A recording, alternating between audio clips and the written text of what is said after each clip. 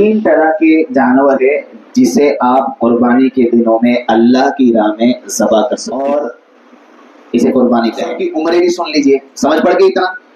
कितने जानवर है कुर्बानी के? तीन। कौन से है?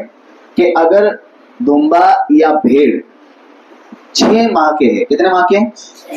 1 साल के नहीं, लेकिन दिखने में, दूर से दिखने में ऐसे लगते हैं कि साल के हैं, तो ऐसा दुम्बा और ऐसे भेड़ की कुर्बानी जायज है। लेकिन ये सिर्फ और सिर्फ दुम्बे के और भेड़ के लिए। भेड़ समझते हो, घेटा, और दुम्बा समझते हो, उसके पीछे नहीं इतना ज्यादा नीचे चक्की आती है उसकी, वो गोश्त भेड़ के लिए। बकरे में अगर एक दिन भी कम हुआ 12 महीने में, तब भी कुर्बानी नहीं होगी। और ये 12 महीने, साल, 2 साल, ये काउंट कैसे हो गए? ईसवी सन के मुताबिक नहीं, हिजरी सन के मुताबिक काउंट हो गए। यानी मतलब ये कि चांद के हिसाब से काउंट हो गए।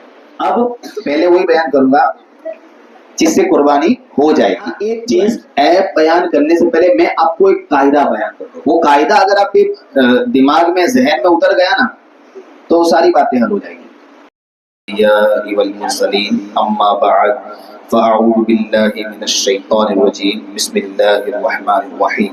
अस्सलामु अलैकुम व रहमतुल्लाहि व बरकातुहू।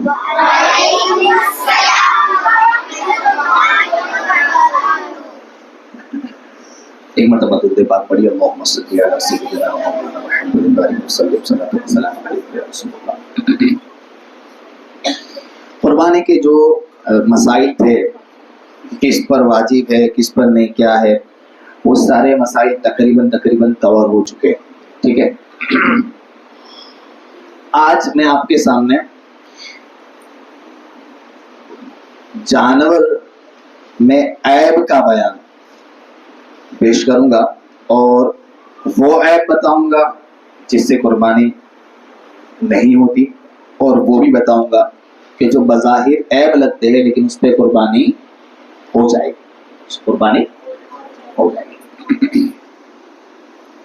अब सबसे पहले ये समझिए कि कुर्बानी के कितने जानवर हैं, यानी कौन कौन से जानवर पे कुर्बानी का हुक्म लगता है, आप शरीयत के मुताबिक कुर्बानी कर सकते हैं। तो 3 किस्में हैं जानवर की। कितनी किस्में हैं? 3।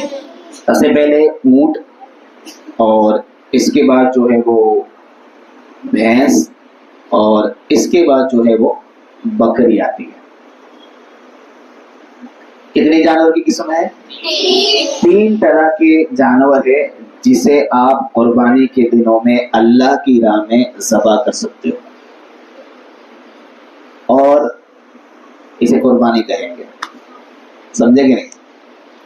तो 3 जानवर, ऊंट, भैंस और बकरी। अच्छा, इन जानवर के अंदर जो है वो इनकी जितनी अक़साम है वो सब आ जाएगी। जैसे ऊंट, ऊंटनी, फीमेल, मेल, फिर भैंस, उसमें पाड़ा भी आ जाएगा।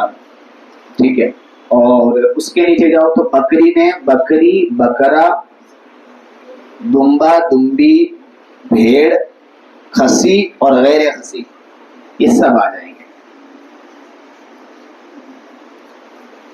तो ये 3 तरह के जानवर हैं। अब सबकी उम्रें भी सुन लीजिए, समझ पड़ गई इतना? कितने जानवर है कुर्बानी के? 3। कौन से है? ओके। अब एक उम्र सुन लीजिए कि कितने साल का ये जानवर होना चाहिए। तो कहते हैं कि ऊंटनी 5 साल के। कितने? 5 साल के। और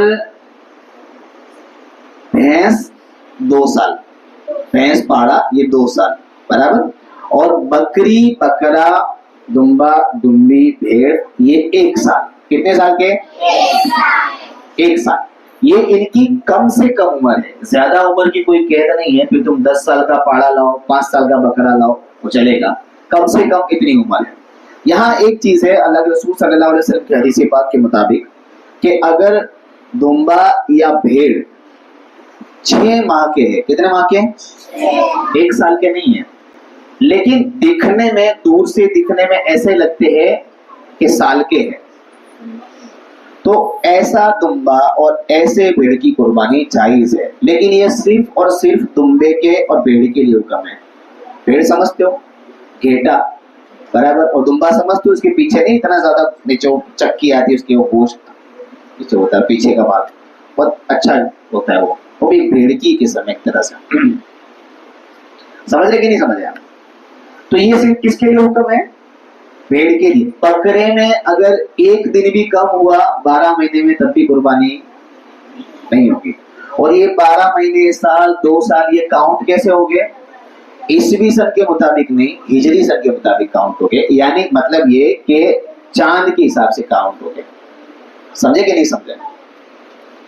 तो उम्र समझ पड़ गई, कम से कम भैंस और पाड़े में कितनी उम्र? ऊंट में और बकरे में, ओके ठीक है। अब पहले वही बयान करूंगा जिससे कुर्बानी हो जाएगी, जो ऐप से, ठीक है। अब सुनिए, यहाँ एक चीज ऐप बयान करने से पहले मैं आपको एक कायदा बयान कर दूं। वो कायदा अगर आपके दिमाग में, जहन में उतर गया ना, तो सारी बातें हल हो जाएगी। सुनिए, तवज्जो से सुनिएगा। कहते हैं जानवर में ऐसा ऐब जो उसके हुस्न को और जो उसकी कीमत को डाउन करे, ऐसा ऐब जानवर में हो गया, पैदा हो गया, तो वो जानवर की कुर्बानी नहीं हो सकती। वो जानवर की कुर्बानी नहीं हो सकती। समझे? अंधा हो गया जानवर, दिखता ही नहीं है, उसको छोड़ दो तो दीवार में जाके टकराता है। ऐसा जानवर कोई खरीदेगा? ये उसके हुस्न में कमी है कि नहीं है? आज इंसान यार कितना भी खूबसूरत हो, इसकी आंखें ना हो तो, इसका एक पैर ना हो तो, बड़ा खूबसूरत है लेकिन पैर नहीं है भाई, वो लंगड़ा है। बताइए उसको आप हसीन कहेंगे? देखेगा ना? तो वो ऐब जो उसके हुस्न को कम करे, जो उसकी कीमत को कम करे, ऐसा ऐब अगर जानवर में पाया गया, पैदा हो गया, तो कुर्बानी नहीं होगी। ये मैंने एक कायदा बताया, समझ लेना। समझे? अभी मैं एक और इसी कायदे के तहत आपको बताऊं कि एक सींग टूट गया, एक सींग टूट गया, जड़ तक टूट गया, एक सींग वाला है, इसकी कुर्बानी नहीं होगी। क्यों नहीं होगी?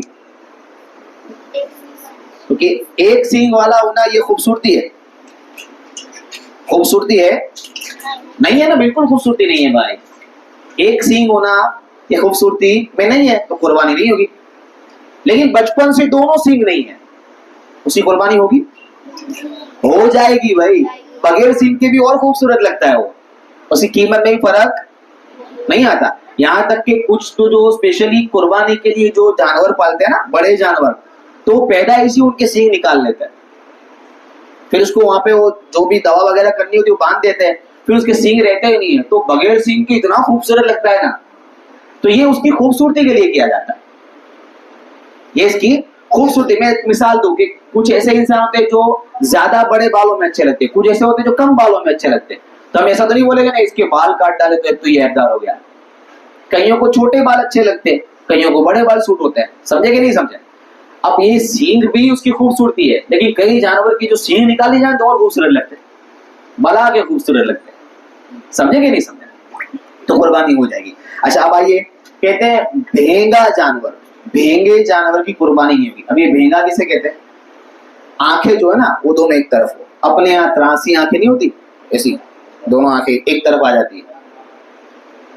क्रॉस में जो देखता है आंखें क्रॉस हो जाती है इसकी, तो ऐसा जानवर में भी होता है। तो ऐसे जानवर से कुर्बानी में कोई फर्क नहीं पड़ेगा, कुर्बानी हो जाएगी, क्योंकि इसमें इसकी खूबसूरती में कुछ फर्क नहीं पड़ता है। समझे कि नहीं? ये आज के लिए इतना ही। अल्लाह ताला हमें कहने सुनने से ज्यादा अमल करने के लिए एक तौफीक अता फरमाए। आमीन बिजाहि नबी अमीन सल्लल्लाहु तआला अलैहि वसल्लम।